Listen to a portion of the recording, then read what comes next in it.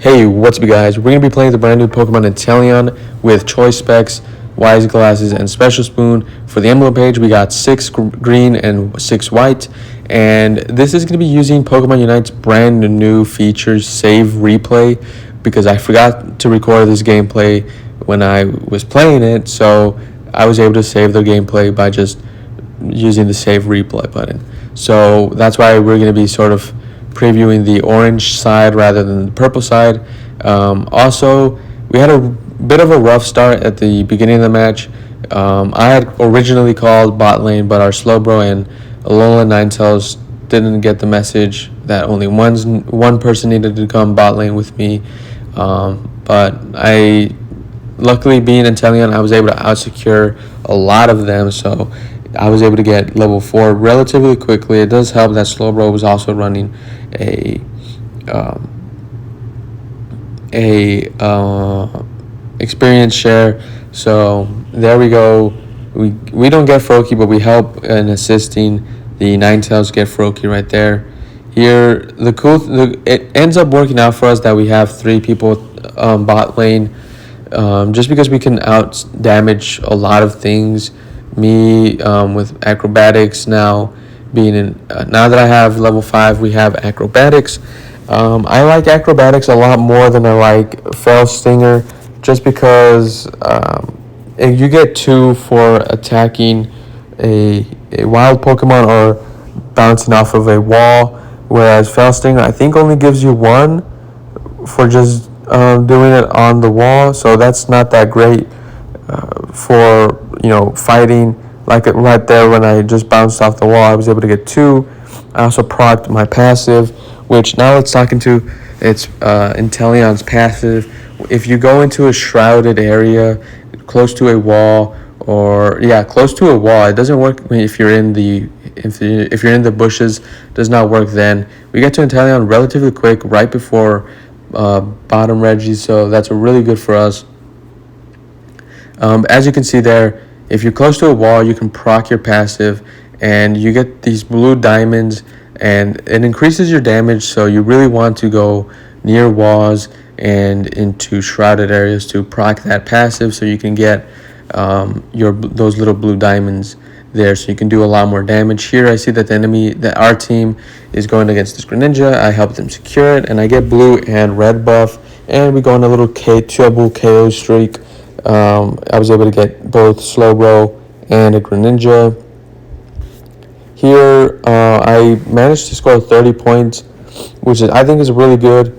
I could have definitely let Slowbro score, but we wouldn't have had enough time to score, knowing that Zacian was coming down there, and it would have, even though Zacian got kind of nerfed to the ground, he still kind of does do damage, especially to Inteleon, which now we're going to talk a little bit about Inteleon's downside, and that is lack of mobility. I know what you guys are saying, but what about acrobatics and Fell Stinger?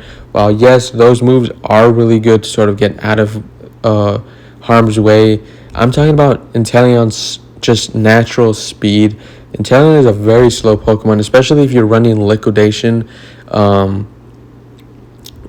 If you think about it, Inteleon is kind of the worst version, I wouldn't say the worst version of the Pokemon, but he does have downfalls more so than the other Pokemon that he's kind of competing with it, which is Decidueye, and if you're running Liquidation, Icicle Spear. The reason why I say this is because when you consider Decidueye's version of the Sniper, he can actually move around, and that kind of is better for Decidueye because he's not a sitting duck, and you kind of can't expect where the arrows are coming from. Whereas with Inteleon and his Snipe Shot, you have the enemies can see this giant blue ray, your little sniper scope type deal, and and you're stationary. You're not able to move. You're not able to do anything while you're in Snipe Shot. So that's kind of bad for Inteleon. And then when we talk about the Liquidation build, Icicle Spear Glaceon has mobility, a lot faster mobility than Inteleon's Liquidation, because Glaceon doesn't slow down, and Inteleon does slow down right there. If I could have gotten out of spot, Garchomp wouldn't have been able to catch me, but he does manage to catch me there and do a lot of damage to our team here. So I would consider Inteleon to be sort of a little bit of a downgrade to Decidueye and Glaceon.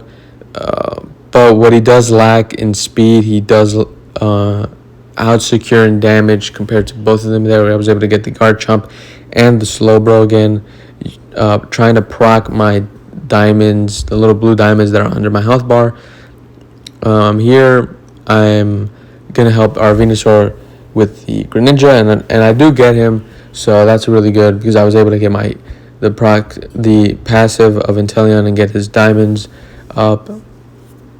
And yeah, with the held item that I am running, typically with liquidation you can see around 300 to 400 damage, which isn't a lot, but it kind of is. What? Isn't a lot of damage, but it kind of is. Yeah, I know what you're saying. It is quite a bit of damage, but it's not enough damage to sort of knock out a Pokemon, especially if you don't have Inteleon's passive buildup, which if you don't, then you're not going to do a lot of damage. But if you do, then with liquidation and just a basic attack, Inteleon can do lots of damage. And acrobatic is a good way to build up those little blue diamonds that Inteleon has. Now, if I were to buff Inteleon in any sort of way, I would have buffed him in the sense of like giving him speed when using liquidation, just because he is competing against, like I said, Glaceon and Decidueye. And another buff would be to but sort of not let the enemies. Here we're at 10 knockouts and 7 assists with Inteleon, just real quick.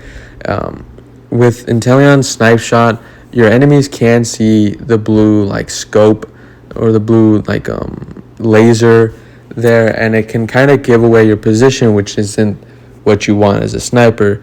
And if you've seen a lot of gameplay like from Chris Heroes or Spraggles, they also talk about this, and they're like doing like this little where they aim backwards away from the enemies and sort of flick to where the enemies are and hope to get like a surprise sniper. Whereas with Decidueye, you don't have to do that because the enemies can't see where you're sniping from or anything like that. So that's kind of Decidueye's benefit of running that. Here we're kind of just doing our thing and fighting.